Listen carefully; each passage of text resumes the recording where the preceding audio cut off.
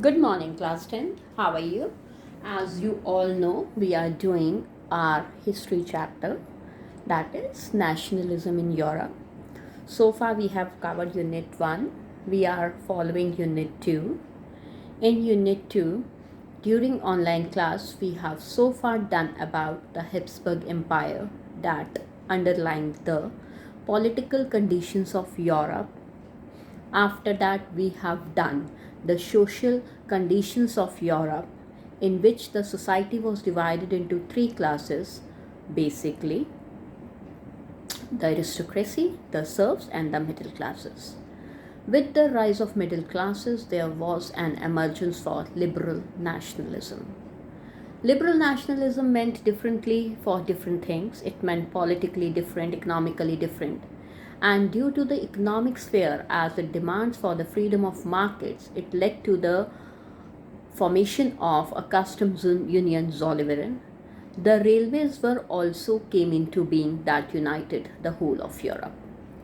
Today I will be taking my topic from the unit 2.3, that is conservatism, in which we will be going to study about Vienna Congress. First of all, I would like to tell you Vienna was the capital of Austria. Please don't write Australia for it. It's the capital of Austria. Austria-Hungary ruled over Habsburg Empire. Congress means political meeting. Fine. So Vienna Congress, a political meeting was held in Vienna. We have already covered that Napoleon was defeated in the Battle of Waterloo. Napoleon Bonaparte was the king of France. He was on military expedition. He wanted to conquer whole of Europe.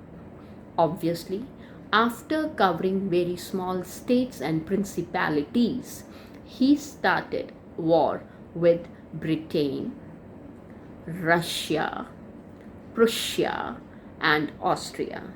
Britain, you all know, lies to the north of France.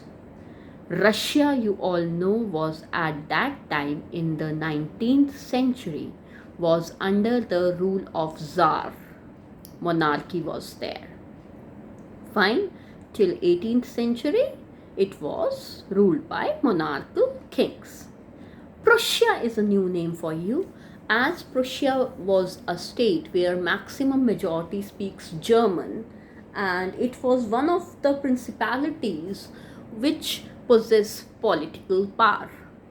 Austria we have done so far. It ruled over Habsburg Empire. Now, when Napoleon basically was defeated by the combined efforts of all these forces, usually we call them BRPA, BRPA, BRPA. Result, all these powers after the death of Napoleon Bonaparte in 1815 itself, they met at Vienna. They decided to conduct a political meeting to discuss about the settlement of Europe. Why the settlement of Europe? As you all know, Napoleon was conquering the parts of Europe, placing or putting his kith and klins, his family and friends, declaring them as the duchies or cantons of that area. After the defeat of Napoleon, it was very much important to take a decision about the France as well as the territories annexed by Napoleon. This meeting was headed by Austrian Chancellor Duke Metternich. Fine. So please remember these things. The major reason for the conduct of this meeting was it wanted to undo the changes of Vienna, of the areas conquered by Napoleon. So with this motive, three decisions, major decisions were taken by this BRPA. First decision was taken that before Napoleon, Louis XVI, fine, from Bourbon dynasty. Remember, you have studied about in your class 9. Louis XVI used to rule over France. He belonged to Bourbon dynasty. He was guillotined along with his queen, but the family members were left. So the descendants of the Bourbon dynasty were given power. They were given power, the throne. Moreover, the areas which were conquered by France, it lost all its areas which were annexed by Napoleon. And to control that it may not happen again, a new political settlement for Europe was basically done. New boundaries were created to prevent the expansion of France, so that it would check that in future this type of incident won't happen, that France claimed its military control over the neighboring areas. First of all, we have to remember all these changes. Among the changes in the political map of Europe, it comes Netherlands, which include the Kingdom of Belgium.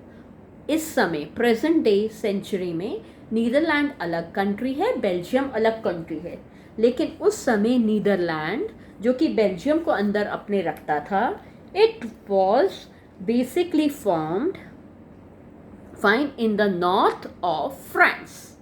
आप France का map Europe का देखेंगे तो towards the France के ऊपर की तरफ इन दो किंगडम्स को बनाया गया. एक किंगडम को बनाया गया, उसमें बेल्जियम आता था. Number 2, Geneva. अब ये स्विट्जरलैंड के नाम से जाना जाता है. Geneva was formed in the piedmont. अब पेडमेंट का मतलब होता है किनारा, पेडमेंट टू द साउथ, ताकि फ्रांस साउथ में भी नहीं आ गया सके. फ्रांस की वेस्ट साइड के ऊपर, वेस्टर्न फ्रंटियर्स के ऊपर जो भी वेस्टर्न एरियाज थे उसके ऊपर कंट्रोल प्रुशिया का बना दिया गया. ऑस्ट्रिया ने इटालियन स्पीकिंग प्रोविंसेस के ऊपर कंट्रोल कर लिया. जो 39 कन्फेडरेटेड स्टेट्स थीं उनको अनटच रहने दिया गया. जैसा उस समय वो रूल कर रही थी उनके ऊपर छोड़ दिया गया कि the way you want to rule you may rule, fine. In order to satisfy Russia, उसे एक पार्ट दिया गया पोलैंड का. यही रीज़न है कि जर्मनी और रशिया में पोलैंड को लेकर झगड़ा है. रशिया हमेशा से पोलैंड को अपना मानता था. And Prussia was also giving a very small state जिसे सिग्जनी उस समय बुलाया जाता था. इन सब चेंजेस में ऑस्ट्रिया को बहुत कुछ मिला, प्रुशिया को बहुत कुछ मिला, रशिया को बहुत कुछ मिला, लेकिन ब्रिटेन ने कोई एरिया को अनेक्स नहीं किया. It didn't enter into the political changes और participated in the changes conducted in the map of Europe. So you have to remember all these points first से लेकर last तक.